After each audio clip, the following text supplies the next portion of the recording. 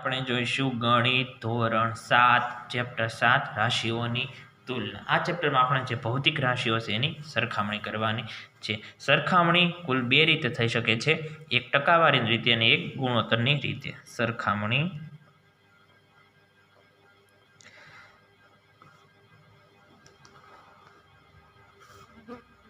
એક ગુણોત્તરની રીતે સરખામણી થાય અને બીજી ટકાવારી દ્વારા।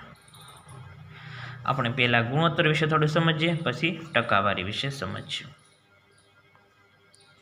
ગુણોત્તર તો ગુણોત્તરનો આપણે કેવી રીતના ઉપયોગ કરવાનો કે એક સંખ્યા એ બીજી સંખ્યા કરતાં કેટલા ગણી છે અથવા તો કેટલામાં ભાગની છે એ આપણે જાણવું હોય તો આપણે ગુણોત્તરની મદદથી જાણી શકીએ છીએ। એક સંખ્યા બીજી સંખ્યા કરતાં કેટલા ગણી છે કે કેટલામાં ભાગની છે તે જાણવા માટે ગુણોત્તર વપરાય છે। એટલે કે ઉદાહરણ તરીકે 2 અને 8 છે, 2/8, 2 ચોક 8 અને 2 એકા 2, તો 2 ઉડી ગયા, તો 1/4। તો અહીંયા જે 8 છે એ 2 કરતાં 4 ગણી મોટી છે, અને 2 માટે કેવું હોય તો 2 એ 8ના ચોથા ભાગની સંખ્યા છે।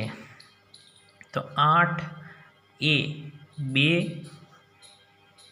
કરતાં 4 ગણી મોટી છે, અને 2 માટે કેવું હોય તો 2 એ 8ના ચોથા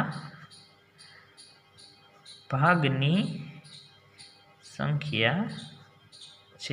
હવે બીજું ઉદાહરણ તરીકે લઈએ આપણે 20 અને 100, તો 20/100, તો 20 × 21, 20 × 100, તો 20 ઉડી ગયા। તો અહીંયા આપણે જોઈ શકાય કે 1/5 આપણે ગુણોત્તર મળ્યો। આપણે 100 માટે કેવું હોય તો 100 એ 20 કરતાં 5 ગણી મોટી છે, અને 20 માટે કેવું હોય તો 20 એ 100ના 5મા ભાગની છે,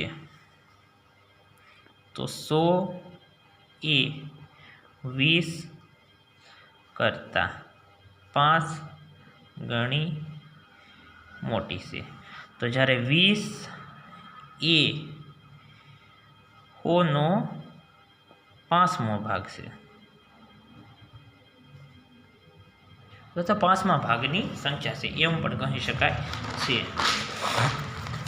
ગુણોત્તરને આપણે અતિ સંક્ષિપ્ત સ્વરૂપે લખાય છે, અતિ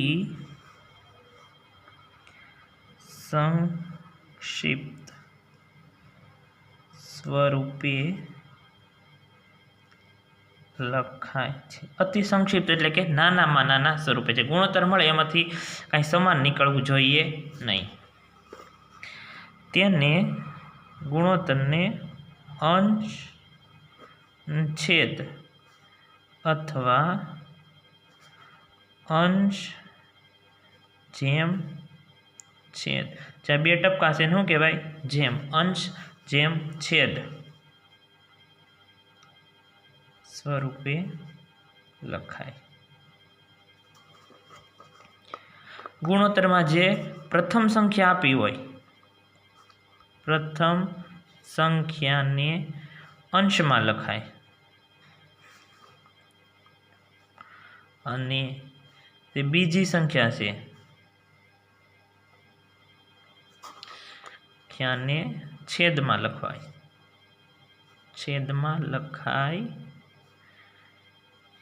છે। જે બંને સંખ્યાઓ હોય તેના એકમો કેવા હોય સમાન હોય છે, બંને સંખ્યા ઓના એકમો સમાન હોવા જોઈએ। જો એકમો સમાન આપેલા ન હોય તો આપણે એને સમાન કરવાના। અને ગુણોત્તર એ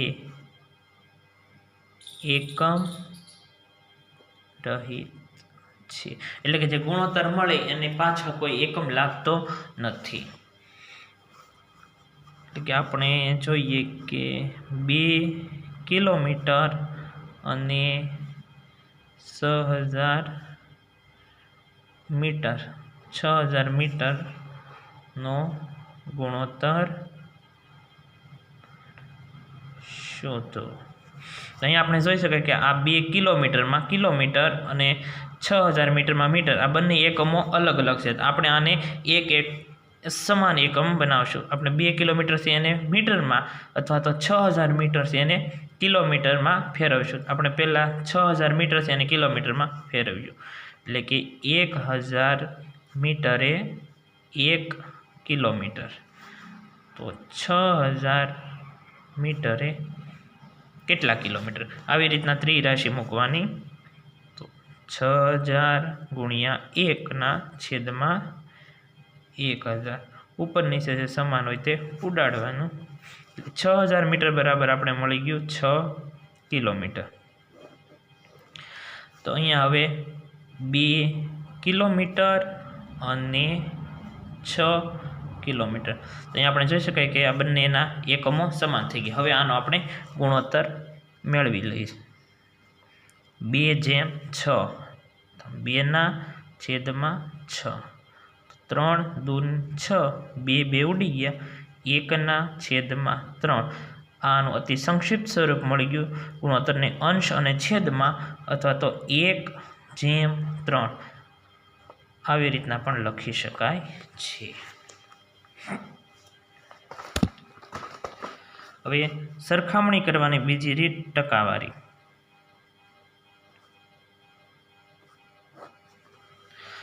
ટકા એ લેટિન શબ્દ, ટકા એ લેટિન શબ્દ પરસેન્ટમ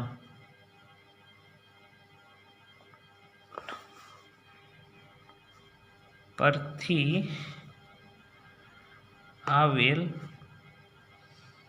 શબ્દ છે, જેનો અર્થ પ્રતિસો થાય, પ્રતિસો થાય છે। આગળ ટકાવારી એ એવો અપૂર્ણાંક છે, એ એવો અપૂર્ણાંક છે કે જેના છેદમાં 100 હોય છે, એટલે કે 1% બરાબર શું થાય, 1/100। આનો અર્થ શું થાય, પ્રતિ 100 અથવા તો 100મો ભાગ અથવા તો 100માંથી 1 અથવા તો આને શતાંશ પણ કહી શકાય છે।